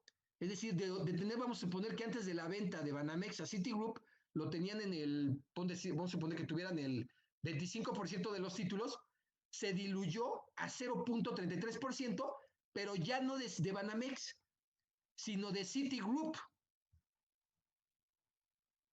¿Sí me dio a entender o ya les hice bolas? Sí, es decir, yo era dueño de Banamex y tenía el 30% de las acciones. Al momento de venderle Banamex a Citigroup, Citigroup me pagó una parte en efectivo y una parte en acciones, pero de Citigroup. Es decir, te pagó en especie, con dinero, y la otra con acciones. Bueno, esas acciones que ya tomó Roberto Hernández y Harpelú, ya representaban el 0.035% de Citigroup mundial. ¿Qué les quiero decir con esto? A ver. Si me entendieron, me van a contestar.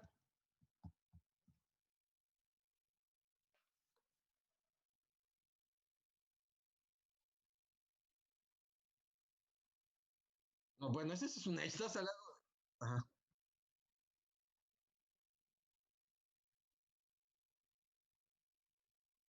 Un grupo, estás hablando de Citigroup, es el sexto, noveno banco a nivel mundial. Banamex es un banco de pueblo, por decir, a nivel de México.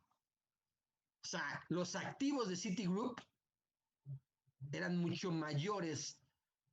Los activos, o sea, el valor del banco en activos crediticios, como tal, como banco, pues eran billones de dólares contra Banamex. Entonces, por eso fíjense, cuando Roberto Hernández y Alfredo Harp le venden, pues ya eran mayoritarios, ahora se vuelven minoritarios, pero así. Pero obviamente, como dicen, pasaron de ser de un país tercermundista, pasaron a ser socios de un banco de primer mundo, aunque fuera el 0.035%. ¿Sí queda claro? ¿Sí o no? ¿Los demás? Quiero que participen los demás, por favor. O sea, no nada más los que yo estoy observando, que sí los voy anotando, ¿eh? Recuerden que voy identificando también no nada más porque participes cuenta, también tu disertación. Que sí que estás poniendo atención. Bueno, ya no quiero decir eso, pero bueno, cuando ya acabemos, ahí se van a dar cuenta. Pero en fin. ¿Sí quedó claro entonces el ejemplo? Sí, profesor. Sí. Ok. Muy bien. Uno aquí me mandó un chat. ¿Alguien fue al baño o qué? No, bueno, ok. En fin, vamos a continuar. Les voy a volver a poner otra vez la lámina. Pero ya vieron que cada párrafo tiene un montón de cosas interesantes que aprender. O sea, tú dices, fíjate nada más en ese párrafo donde decía derechos de un socio, todo lo que disertamos. Nada más de ese párrafo. Pues no es de que yo me agarre de corrido, o sea, y ni ustedes, o sea, no es nada más leer por leer. O sea, tú tienes un sentido. Y se le puede escarbar muchas ideas. Si ustedes desarrollan esa capacidad, hasta su cerebro va a cambiar, porque ya no nada más te vas a satisfacer con leer, sino con entender, con razonar. Y ya hasta es una adicción. Es como hacer ejercicio. Bueno, obviamente hay que hacer ejercicio. Yo hago ejercicio diario, pero también ustedes tienen que ejercitar la cabeza. Bueno, el cerebro. ¿Estamos de acuerdo? Muy bien. Vamos a continuar. Díganme si tienen dudas, o sea, con confianza, porque habla ahorita o calla para siempre, porque eso que me digan, me lo puede repetir ahí si no, Digo, si se va la señal, pues sí, ¿no? Pero pues no hay de otra forma. Ok, bueno, vamos con la siguiente. Dice, el rendimiento para el inversionista se presenta de dos formas, vía dividendos y vía ganancias de capital. Esto también lo tienen que tener muy claro. Las acciones tienen dos formas de ganancia, vía dividendos y vía ¿qué? Ganancia de capital. ¿Ustedes habían escuchado dividendos? Así de primera mano, Sí. ¿qué entendían por dividendos? A ver, Héctor Frausto, que estás por ahí.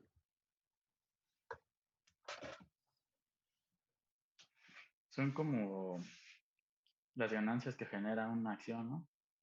No son como, son parte de las ganancias, ¿sí?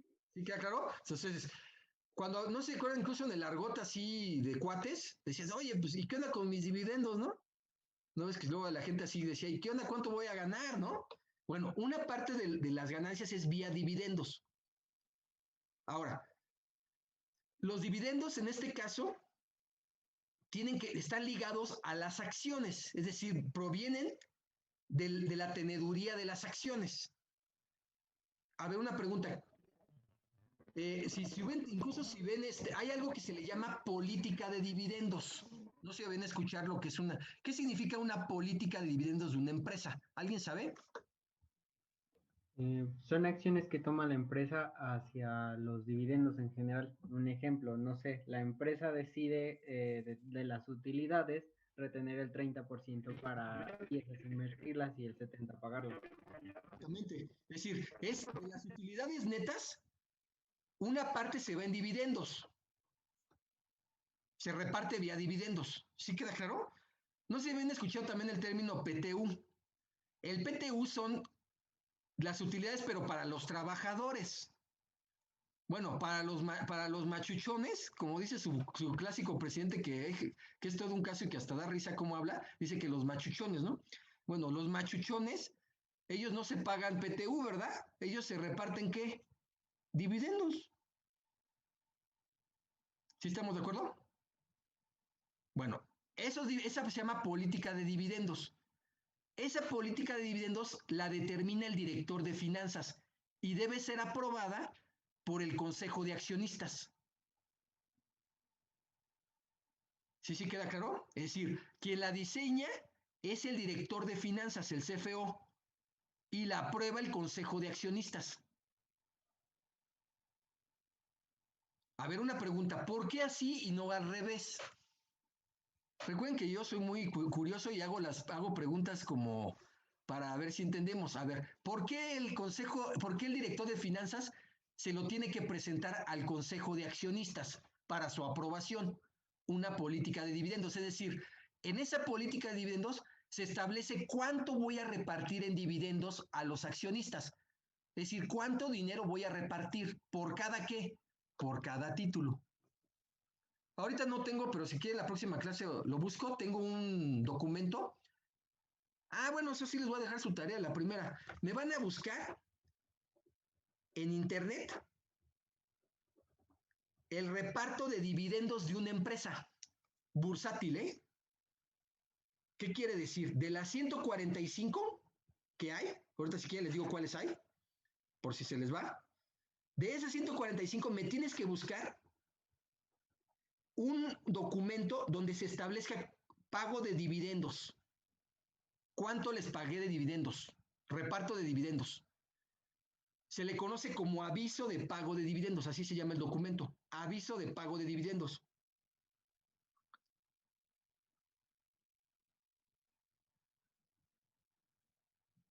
Entonces, por ejemplo, en ese aviso dice, no, pues Grupo Banorte, SAB de CB, anuncia el reparto de dividendos para este ejercicio fiscal equivalente a $1.25 por cada título. Ahora, ¿qué es lo interesante de ahí? En este caso, los socios pues van a cobrar sus dividendos por cada título, es decir, contra el título. Yo tengo que presentar mis títulos y contra cada título voy a recibir $1.25. Ese se llama política de dividendos. Ahora, porque la pregunta de nuevo, ¿por qué tendría que aprobarlo el Consejo de Accionistas y por qué tendría que diseñarlo el director de finanzas y no al revés? Porque en el consejo es donde se decide qué se va a hacer con ese dinero, ¿no? ¿Qué estrategia van a seguir y si aprueban o desaprueban la estrategia que estén tomando y por la cual están destinando ese dinero? Por eso tienen que decir si sí o si no. ¿Quién lo comentó? ¿Quién? Es que no lo veo. Yo, Luis Paz. Luis. Bueno, recuerden que el Consejo de Accionistas pues, son los dueños del billete, pero ojo, no porque seas dueño del billete o del capital, tú te vas a repartir a manos llenas. Pero aquí hay algo bien interesante del director de finanzas, porque el director de finanzas tiene que conciliar, obviamente, los intereses de los accionistas en primer lugar, pero también lo que se le llama el negocio en marcha. ¿Qué significa negocio en marcha en finanzas y en economía y en administración? ¿Alguien sabe? Recuerden que yo les dije que íbamos a hablar puros términos técnicos. No soy como su presidente que machuchones, o sea, no está mal. El problema es que hay que hablar con claridad. ¿Qué significa negocio en marcha? ¿Alguien sabe? Digo, es una pregunta. Podría ser que, no sé, se realizó un negocio y siga obteniendo ganancias de ese mismo negocio o algo por ahí.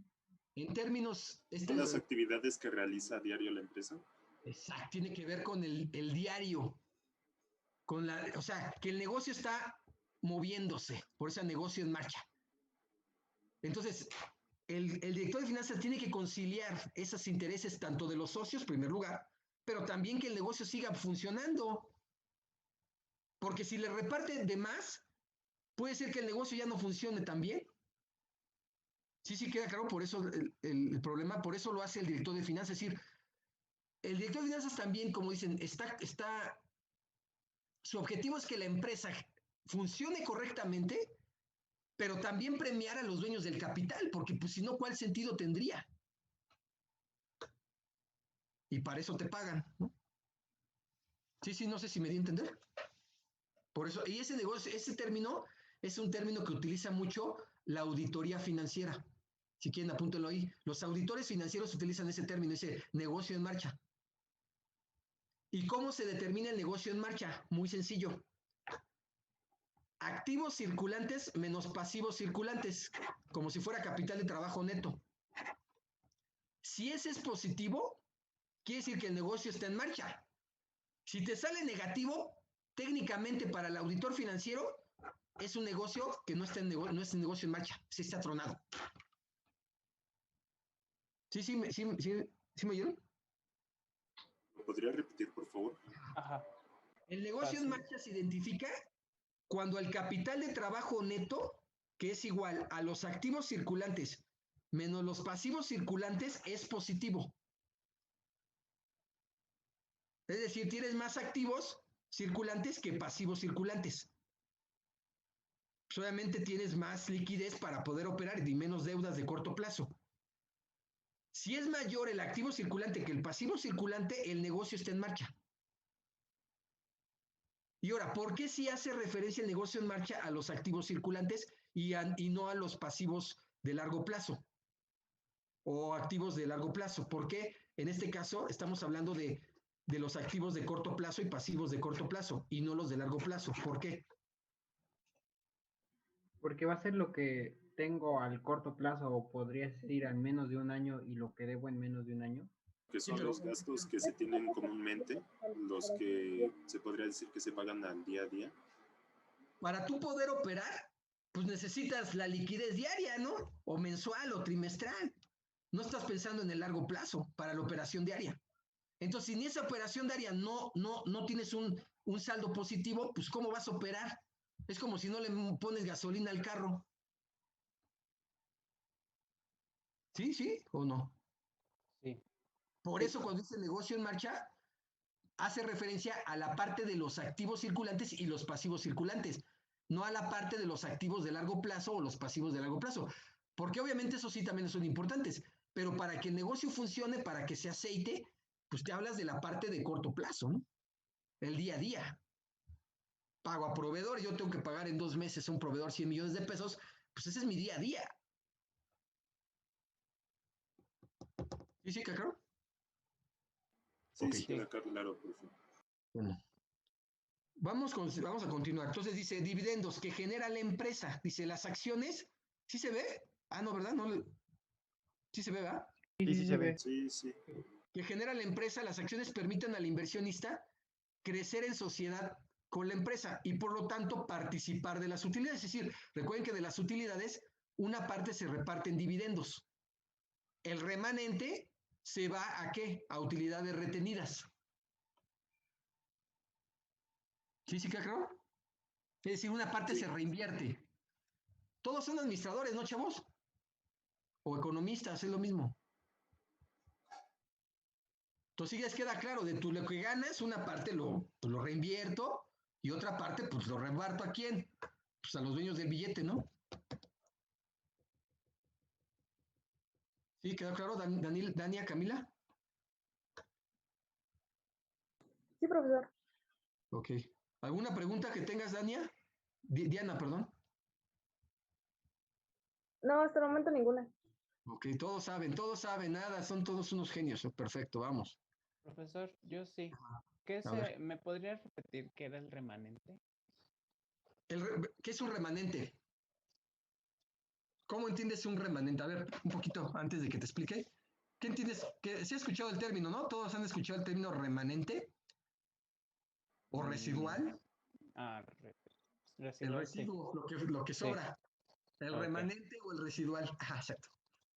¿Ya vieron Entonces, cómo el lenguaje es muy interesante? Hay que utilizar antónimos, sinónimos en el lenguaje.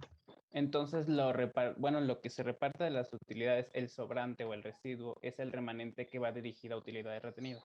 Exactamente. Ah, ok. Exacto. Ahora, no es porque sea, va a decir el profesor, ay, qué mamón es, ¿no? Con su lenguaje. A mí hábleme de otra forma. Pues es que yo no es de que así se habla. Entonces, si tú tienes un buen lenguaje, cuando estés con gente de ese estirpe, pues te vas a entender, ¿no? ¿O qué quieres que, o le vas a decir, me acuerdo nunca es que yo, no sé si mi cerebro, bueno, ustedes también todos nos pasa, que se nos quedan flashazos de memoria, ¿no? Porque la memoria se depura, porque si no te vuelves loco, ¿no? O sea, no puedes retener todo en la vida. Retienes ciertos momentos de tu vida y ciertos conocimientos. Y tu cerebro es algo maravilloso y te acuerdas, ¿no? En una ocasión yo estaba en un vuelo a Toronto y una señora no hablaba inglés, ¿no? Entonces llega con el ahí de aduanas y ella se pone nerviosa y me dio una risa porque le dice al de aduanas de Canadá, le dice, que alguien me hable en cristiano. O sea, para ella el hablar inglés no era cristiano, ¿cómo?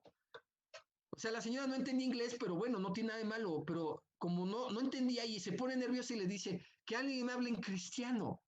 O sea, como si el español era cristiano y el otro era que hereje, o el inglés es hereje. O sea, me dio mucha risa porque, pues, señora, ubíquese, ¿no? Y era una mexicana, ¿qué dices? Señora, o sea, está yendo a un país extranjero, no tiene obligación el agente en hablar su idioma. Usted tiene la obligación de comunicarse o saberse comunicar. Lo básico, ¿no? Pero bueno, vamos a continuar. Luego dice, otra cosa. La política, como les decía, la política de vivienda es algo bien interesante porque es que fíjense, esto tiene que ver con finanzas, obviamente, ¿no? Hay un ejercicio en finanzas donde esa política de dividendos, hasta cierto punto, no afecta el monto de la utilidad retenida. Es decir, fíjate, piensen tantito. Vamos a suponer que de cada 100 pesos que yo tengo utilidad neta, 25 lo reparto en dividendos. Es decir, esos 25 se los voy a repartir a los socios. Y el remanente o el residual lo retengo y lo reinvierto en la empresa. Uno podría pensar, dices, si yo aumento el nivel de dividendos, pues voy a reinvertir menos, obviamente. Bueno, resulta que con este modelito no afecta, sí afecta en términos nominales, es decir, en términos de monto, pero en términos de valor de la acción no lo afecta. Pero bueno, ese es otro tema. Ya si nos da tiempo lo vemos. Pero está muy interesante. En fin, vamos a continuar, porque si no, a mí yo me agarro, como yo soy de finanzas, me salen todas las ideas de aquí. No sé si tengan alguna pregunta. Bueno, en fin, vamos a continuar. Luego dice, ganancias de capital. Sí queda, aquí dice muy claro que es el diferencial, en su caso, entre el precio de compra y el precio de venta de la acción. ¿Sí? Esto queda muy claro, es decir, la ganancia de capital proviene del comportamiento del precio de la acción y de cómo, a qué precio se vendió y a qué precio se compró. ¿Estamos de acuerdo? Pero también existe la plusvalía, ¿no, profesor? Antes de que tú vendas la acción, es el incremento que ha tenido esa acción en su precio, sin que tú lo vendas. A ver, vamos, velocidad. A ver, en las acciones no existe el término plusvalía. ¿Sí? Eso existe para el sector inmobiliario. ¿Sí? Primero, ¿sí? ¿Queda claro? O sea, plusvalía es un término que se dice en el sector inmobiliario. Entonces aquí, más que nada, puede haber una sobrevaluación o una subvaluación del precio. Si quieren, apúntenlo. Es decir, los precios pueden estar subvaluados o sobrevaluados. ¿Sí? O sea, las acciones no funcionan como un mercado inmobiliario. Cuando hablamos de plusvalía, no, eso es otra cosa. Ese se utiliza más para el mercado inmobiliario. ¿Sí? Entonces, aquí no tiene que ver sino que tiene que ver por ejemplo, si Airbnb, vamos a suponer, yo me acuerdo, bueno, ahorita, hablando de un ejemplo práctico, creo que estaba, no sé en cuánto estaba la acción de Tesla el año pasado, no, perdón, sí, de Tesla, en marzo de 2020, me acuerdo muy bien, pero ahorita no me acuerdo cuánto estaba. Y ahorita ya lleva un crecimiento arriba del 200%. Bueno, o más. Bueno, el chiste es que el precio, ese precio, que haya subido tanto, no podemos decir que generó plusvalía. No, no, es que no podemos relacionarlo con plusvalía, sino que en algún momento tiene un precio que por condiciones de compraventa básica puede estar sobrevaluado, es decir, que alguien está dispuesto a pagar más por eso, independientemente, eso sí les quiero que lo quede claro, de su valor intrínseco. Fíjense, esto es otro tema muy interesante. De su valor intrínseco. Apunten valor intrínseco. ¿Qué significa el valor intrínseco? El valor propio de la compañía. ¿Alguien me quiere decir algo? No, solo dije que el valor intrínseco era el valor real, ¿no? O el valor real. O sea, lo que realmente vale, el valor inherente a la empresa. Es decir, no una cuestión de especulación, sino lo que realmente vale la compañía y por lo tanto valen sus acciones. No sé si me doy a entender. Es decir, una empresa vale por lo que tiene de activos, ¿no? Una empresa vale también incluso por su capital, incluso por su nivel de deuda, ¿no? O sea, te llevas, como dicen, te casas y no nada más te lleva lo positivo, también te lleva las deudas, ¿no? Pero es, digamos, es una parte de evaluación de activos. O sea, ¿cuánto valen mis activos de la empresa? ¿Cuánto vale la compañía? Sí, con activos y con deudas. ¿Sí estamos claros? Mira, les voy a poner un ejemplo que nunca se me ha olvidado. Ese sí se me grabó mucho. ¿No todos se acuerdan, o algunos tuvieron, o no sé, bueno, yo sí tuve, un BlackBerry? Sí tuvieron, ¿no? ¿O no? Nunca, no tuvieron, ¿no les tocó? Bueno, algunos dicen que no, que dicen que a ellos no les tocó. Bueno, yo sí tuve BlackBerrys. Yo usaba BlackBerrys. De hecho, yo usaba, no sé si se acuerdan de la Palm Treo. Palm Treo. ¿No se acuerdan de la empresa Palm? Que es la primera, que eran las agendas electrónicas. Bueno, no sé, bueno, si investiguen, ya se va a decir eso es de la prehistoria. Bueno, ni tanto. Profesor, tenía celulares, ¿no? También. Yo tenía la Palm Treo. Creo que sí. Yo tenía la Palm Treo, que era la última generación, que era como el teclado QWERTY con el celular y una pantalla.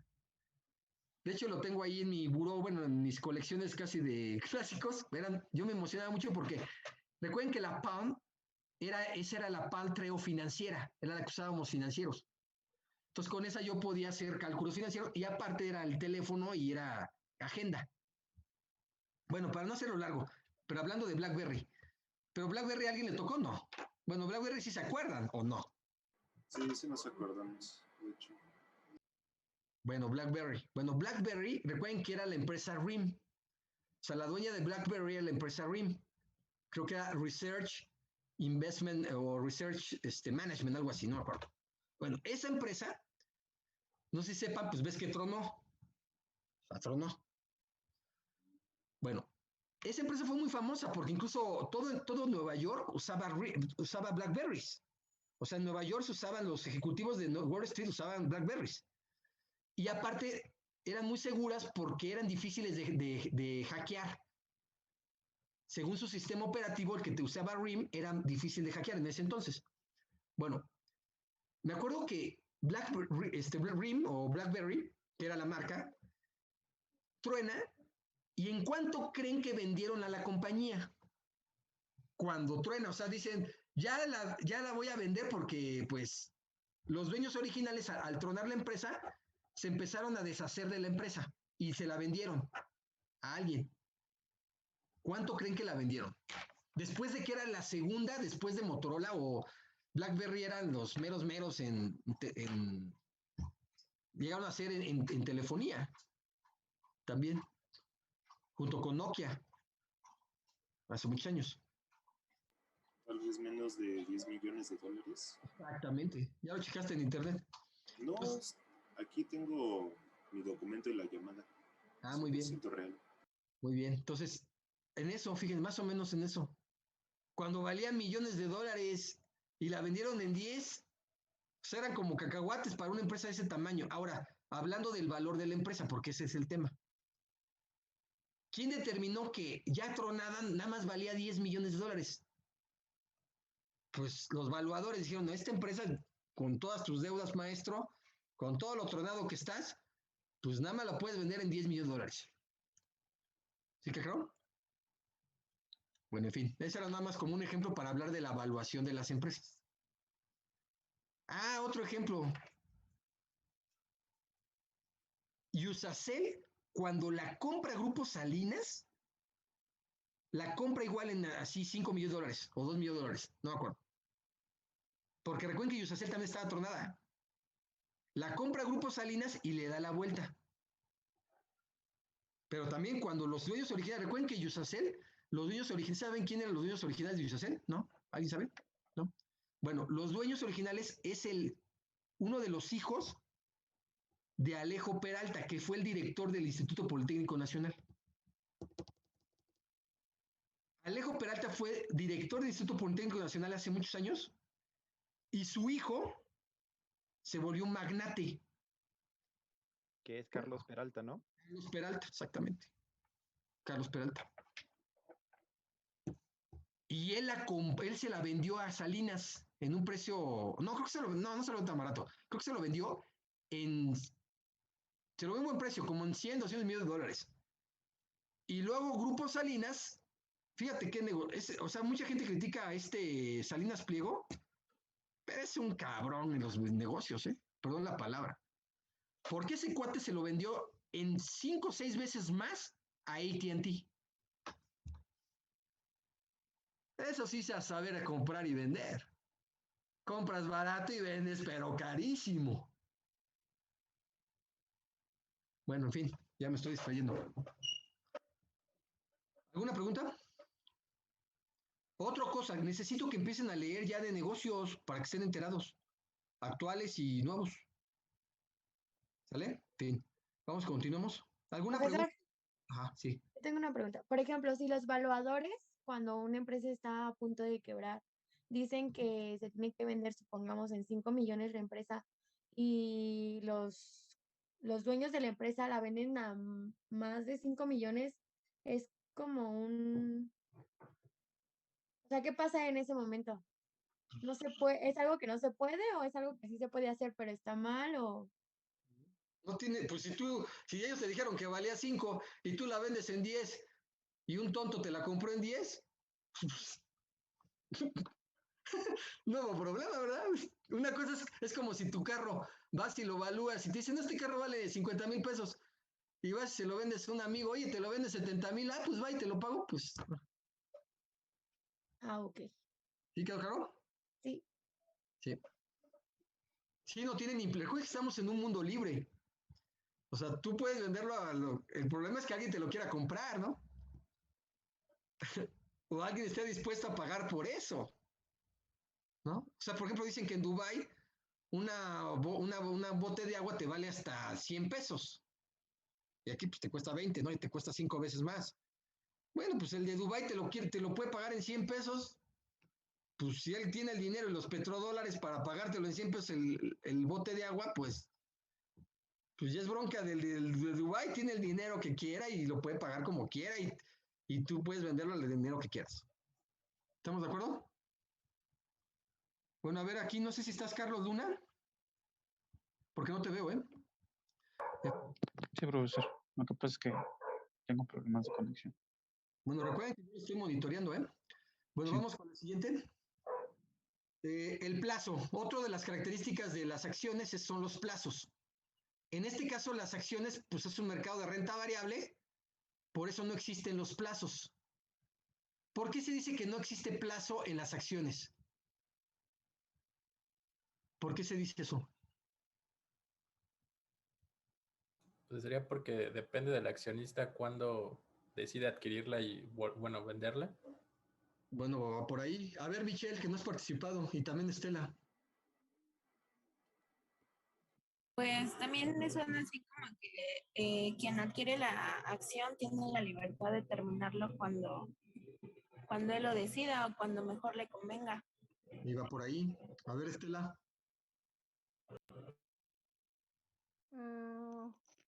Podría ser que el comprador tiene la decisión de decir cuánto se termina el contrato y no tiene como una fecha establecida o una regla donde le diga que si lo compró no tiene que vencer a tal día y a tal momento, sino que él tiene la decisión de hacerlo.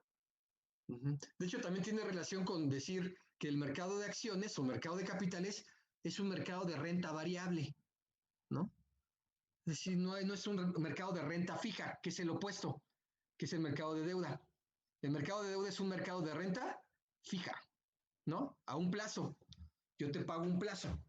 ¿Sí que claro? Y ahora, ¿en qué momento ya la acción ya no se podría vender o comprar? A ver esa pregunta. ¿En qué momento ya no se podría comprar o vender esa acción? En el caso de una empresa, las acciones. ¿En qué momento? ¿En qué casos? ¿No sería en caso de que la acción ya no tenga un valor dentro del mercado? Digamos, si una empresa ya no está dentro del mercado en general. O sea, ¿qué identificas con ya no tener valor y por qué? Sí, que la empresa esté quebrada o que ya ni siquiera pues esté en, ¿cómo se le puede decir? ¿Tienes, Carlos? Ajá, bueno, o sea que ya no tiene función, la empresa ya desapareció. Va por ahí. Cuando la empresa se liquida. Exacto. No tanto que ya no tenga valor. Bueno, obviamente, pues ya. Porque puede liquidarse con algún valor también. Recuerden, puede valer incluso $1, 50 centavos, 20 centavos. Entonces, bueno, ya no es nada, pero bueno. Valía 20, ahora no vale ni 50 centavos, ¿no? Por decir. Pero es cuando la empresa se liquida. Entonces, en ese momento ahí sí ya se extingue el plazo, ¿no? Ya ahí sí ya no hay mayor plazo. Cuando cierra la cortina, digámoslo así. ¿Sí queda claro? Bueno, también para que lo piensen, o sea, no es de que yo nada más porque el plazo, no existe plazo, no, sí existe un plazo hasta cierto punto. Cuando la empresa se liquida, ahí sí ya no va a haber más tiempo ni plazo. Y eso.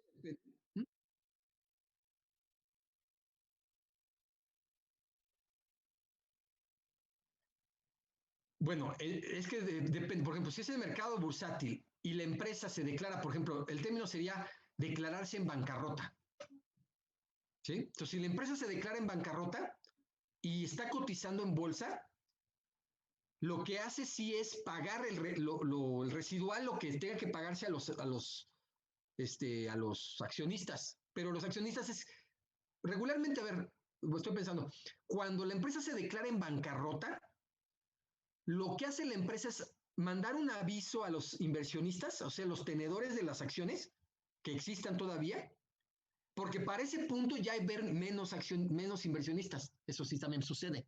Es decir, cuando ya la empresa ya está en el hoyo, pues ya va a haber menos gente que tenga esas acciones, porque la gente pues va a correr desfavorida y va a decir, pues deshazte, pero ya. Entonces, los que tuvieran todavía esas acciones remanentes o residuales todavía por ahí, algún cuate que por alguna razón las sigue teniendo, la empresa se las tiene que comprar. ¿Sí queda claro? O sea, cuando tú te declaras en bancarrota, la empresa se las tiene que comprar. Yo te las compro. ¿A qué precio? Pues al precio de valor de mercado accionario. Si en la bolsa está a 50 centavos, aunque dices que ya no vale nada, pues a eso te lo compro, papá. ¿Sí queda claro? Entonces, para ahí va. Entonces, más que nada es la obligación de la empresa para ya liquidarlo. Otra, no necesariamente, fíjense, también está interesante, no necesariamente se extingue la empresa por una cuestión de bancarrota o yo liquido las acciones en una cuestión de bancarrota, sino también cuando deslisto la acción, no necesariamente porque ya no es competitiva o ya no es bursátil. Es decir, que ya no se pueda todavía comprar y vender en la bolsa, que alguien esté interesado en vender y alguien esté interesado en comprar, sino también por una cuestión de desliste de la acción. ¿Por qué sucede también esto de que acciones de una empresa salgan de la bolsa, pero no por una cuestión de bancarrota? ¿Cuándo podrías pasar eso? A ver, piensen. Y ahorita les voy a poner un ejemplo real, ¿eh? ¿Por algún incumplimiento de las normas? ¿Cómo qué normas? ¿Que hayan mentido en los estados? No, es que no, eso no tiene nada que ver. A ver, ¿por qué podría ser que la empresa ya quiera salir, o sea, quiera deslistarla, o sea, sacarla de la bolsa que ya no está ahí en la pantalla de la bolsa? ¿Se han visto Paseo de la Reforma? Es que está ahí la pantalla está en las acciones, que ya no quiera que esté ahí. ¿Por qué creen? Tal vez porque la empresa se encuentra en riesgo de quedar en bancarrota. Pero estoy hablando de que no tiene bancarrota. O sea, es el opuesto. ¿Eh? No, o sea, que esté en peligro. No es que de plano ya se vaya a ir, pero digamos, viéndolo en un sentido a largo plazo pueda ocurrir si siguen ese paso. Pues no tanto. A ver, ¿quién más? Podría ser Bueno, no, adelante. que... Ajá. A ver, Jocelyn. Que ya perdió el suficiente control de la empresa. O sea, ya no cuenta con las acciones que debería tener para decidir en mayor porcentaje. Va por ahí, pero a ver, volteala un poquito la rueda, porque tu idea va por ahí, pero si lo volteas la rueda, es como lo opuesto, por ahí vas. Porque ella dice como de control, ¿no? Dijiste algo así, ¿no? De querer. ¿O cómo? A ver, repítelo otra vez, Jocelyn. Sí, a ver. que ya perdió el control. Pero entonces, si ya perdió el control, ¿cómo? De la empresa. ¿Cómo que lo perdió en control? O sea, ¿cómo perdería el control? O sea, porque, bueno, hemos dicho, o lo que entendí, que entrar al mercado significa, al mercado de capital, y significa ceder el control, bueno, una parte del control de la empresa. Exacto, muy bien. Entonces, si como usted dice que si se quiere retirar sería porque ya perdió ese suficiente control, o sería para recuperar ese control, ¿no? Exactamente, ya viste, le diste la vuelta. Ya entendí. Ya viste, por eso dije, dale la vuelta a la rueda, o sea, vas por ahí, pero es al revés. Es decir, como yo ya quiero retomar el control de las acciones, ya no me interesa tenerlos. Esa operación se le conoce como recompra. Fíjense el término, recompra, porque te estoy recomprando algo que en algún momento te vendí. ¿Qué es lo que está haciendo Bimbo ahorita, no? Muchos lo hacen. No es de ahorita, muchas empresas. Eso es una operación diaria, a veces. Sí. Muy bien, Jocelyn, lo empezaste muy bien a decir, porque ya quiero retomar mi control. Esa es una de las razones. No porque esté tronada, sino porque digo, te estoy en oferta, otra, y les voy a poner el ejemplo, uno de los también muy conocidos. No sé si se acuerdan, bueno, usted no, pero antes cotizaba Grupo Modelo. Ya no cotiza. ¿Por qué? Cuando lo compró Anheuser-Busch InBev es la gran empresa de cerveza, la de Heineken, la que patrocina la Fórmula 1. Ellos compran Grupo Modelo y no les interesaba que las acciones de Grupo, que aunque el Grupo Modelo era subsidiaria de Anheuser-Busch, era una empresa subsidiaria, en algún momento por modelo de negocio no les interesaba que siguieran estando aquí las acciones. Entonces lo que hace es que deslistarla para que ya no cotizaran en México, porque por valor del mercado incluso era insignificante. Estás hablando de un monstruo de cerveza que cotiza en Nueva York, pues no le interesaba que una subsidiaria cotizara en Grupo Modelo en México, un mercado tan pequeño. Entonces les dijo a los socios que todavía tenían acciones de Grupo Modelo, les dijo, tienes hasta tal fecha para que yo te siga ofreciendo este precio de compra. Vamos a suponer que estaba en 10, 20 pesos la acción de Grupo Modelo. Yo hasta el 30 de mayo, te las puedo comprar a este precio. Después de este precio, yo no te aseguro. Y segundo, yo las deslisto. Así que ya no van a tener valor. Y entonces los obligó a que le vendieran. Pero luego hay gente renegada. Dice, no, yo no las quiero vender. Y también estás en tu derecho. ¿Cuál es el problema? Pues te quedas con unas acciones que sí, pero ¿quién te las va a que después comprar? Si ya no cotizan aquí. Y así fue. Está bien interesante el tema. Muy bien, Jocelyn, me gustó tu razonamiento. Bueno, vamos con el siguiente. ¿Quiere decir que se está poniendo atención? Bueno, el precio está en función del desempeño de la empresa emisora y de las expectativas que haya sobre su desarrollo. ¿Se acuerdan del término expectativas? ¿Se acuerdan? Por eso, porque el precio de la acción está basado mucho en las expectativas. ¿Cuál es el problema de las expectativas? Exacto. Y aparte son subjetivas a veces. Las expectativas pueden ser muy subjetivas. Es como, por ejemplo, me puede gustar una chica o una mujer. Pues una cosa es lo que yo pienso y otra cosa es lo que ella quiera. Ya si ella ya le gustó, pues ya cumplí mi expectativa, pero una cosa es que yo, no, pues sí. Mi expectativa es que me encantas, pero pues igual yo no te encanto. Entonces, oh sorpresa. Entonces, el problema de las expectativas es que por eso las expectativas van también ligadas a algo muy interesante, que son la confianza.